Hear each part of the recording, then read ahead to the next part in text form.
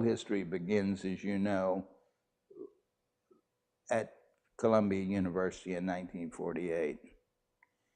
It had been thought about a long time, and some activity, which you might call oral history, although it wasn't, had been involved. In the 1930s, for instance, one of the WPA projects was the Florida Writers Project, and interviews were gathered here. They weren't taped interviews, but they were gathered. They were interviews.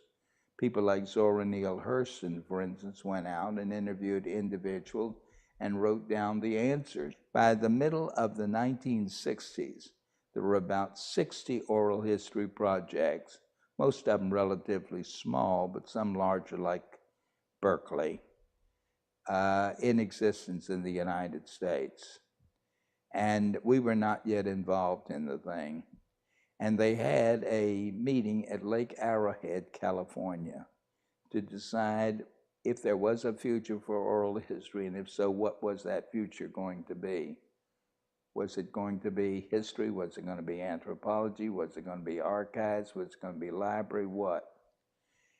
So when the invitation or notice came to Margaret Goggin, who was then the librarian and a good friend, and I had this office in the library, the archives office, Margaret said to me, why don't you go to this meeting? I'll pay your way and see where it stands if this is something the University of Florida wants to become involved in. So I did. I went to New York. We met at the Columbia House in New York City. We went by bus up to Asilomar. It was an unbelievable meeting. Frank Friedel was there. Commager was there. Alfred Knopf was there. You name the leading people in that area were there. I'd never been to a meeting where I found more first-rate people like that all assembled under one roof. And out of it came the organization of the Oral History Association. I came back to Gainesville, all enthusiastic, and Margaret said, well, let's give it a try. Well, I had an office then in Library West, and we had a typewriter. We had a 4-drawer filing cabinet. I had a student assistant then. I think we were paying 35 cents an hour for it at that time. And we became an oral history, developed an oral history program. And the biggest coup he had is he got a Doris Duke grant to do interviews with Southeastern Indians. And that's a huge, very valuable collection. And those interviews are priceless. Nobody had done that, particularly with the Seminoles, who, as you know, don't even really have much of an oral tradition in terms of their history. They do in terms of their culture. The big leap was when we became involved in the Doris Duke support.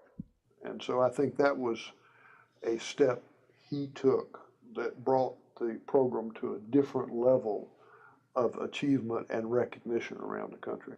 Got a telephone call one day from this man from the University of Utah, identified himself, and he said, I understand you have an oral history program at Florida. I said, yes, we do. I didn't tell him how penny ante it really was. And a library, yes, sir, that's interested in Indian history, yes, sir. He said, I'd like to come down and talk to you and some of your colleagues about an oral history project dealing with the Seminole Indians. And since he was paying his own way, I said, come on. So John Mahan was the chairman of history, and Charles Fairbanks was the chairman of anthropology. And there were a couple of anthropology students who were working on the Florida Indians. So we all got ready for the visit, and he came. And we entertained him very nicely, took him to lunch and, showed him around the campus and the library and all of those things. He was here for 2 days, I think, and left and went back. He said to me, why don't you prepare a budget of if you were going to start an oral history program. We want a 1-year program with the Florida Seminoles. Prepare a budget.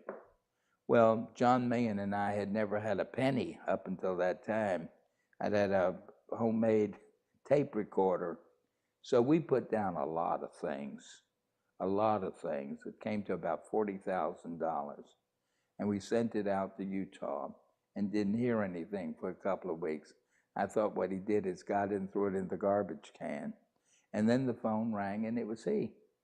He said, Proctor, I got your budget. He said, it's not worth a damn. I said, what's wrong? He said, you're in North Florida and the Seminoles are in South Florida in Hollywood. How are you going to get down there? He said, you need transportation, don't you? And do you have a telephone? Anyway, he said, I've approved the budget, but I increased it to $60,000. So that's really what put us on the map. You've just listened to an audio clip from the Samuel Proctor Oral History Program's diverse collection of oral history interviews as part of our 50 Years, 50 Faces fundraising campaign. In the last 50 years since the program's founding in 1967, SPOHP has collected over 7,000 interviews, as well as provided equitable fieldwork opportunities for students. To support our program's mission to document the voices of people from all walks of life, visit our donation page through the link in the description, or visit our website at oral.history.ufl.edu. That's oral.history.ufl.edu. SPOHP. One community, many voices.